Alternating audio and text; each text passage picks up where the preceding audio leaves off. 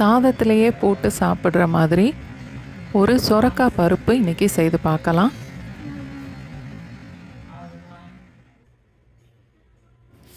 கால் cup அளவுக்கு பாசிப்பருப்பு 30 நிமிஷம் ஊற வச்சுருக்கேன். அதை இப்போ குக்கரில் சேர்த்துட்டு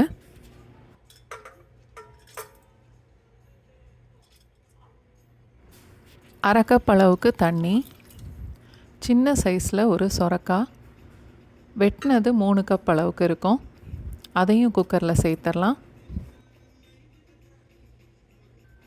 பெரிய சைஸில் ஒரு தக்காளி வெட்டினது அரை கப் அளவுக்கு இருக்கும், அதோட இன்னும் கூட ஒரு அரை கப் தண்ணி சேர்த்துட்டு குக்கரில் 2-3 விசில் வச்சுட்டு அடுப்பை ஆஃப் பண்ணிடலாம்.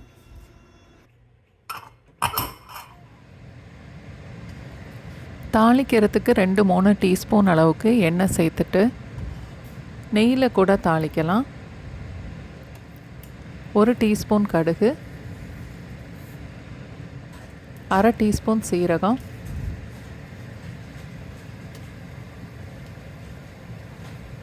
மீடியம் சைஸில் ஒரு வெங்காயம், 2 பச்சை மிளகாய், 2 இன்ச்சு நீளத்துக்கு இஞ்சி, 4-5 பல் பூண்டு எல்லாமே நல்லா பொடிசாக வெட்டிட்டு அதோட கருவேப்பிலையும் சேர்த்து கொஞ்சம் வதக்கணும்.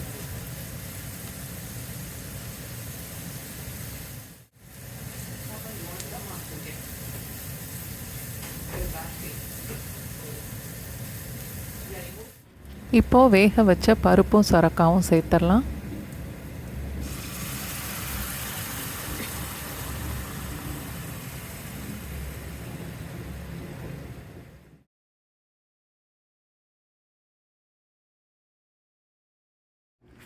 தேவையான அளவுக்கு உப்பு சேர்த்துட்டு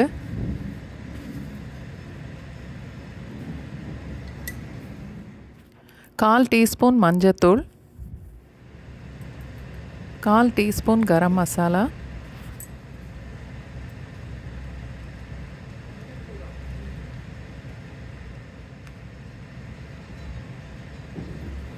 எல்லாம் சேர்த்து நல்லா கலந்துட்டு மூடி போட்டு ஒரு 2-3 நிமிஷம் வரைக்கும் கொதிக்க விடணும்.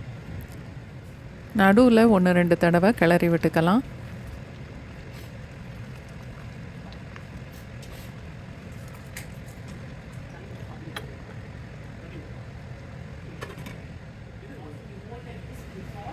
இந்த அளவுக்கு கெட்டியானதும் அடுப்பை ஆஃப் பண்ணிவிட்டு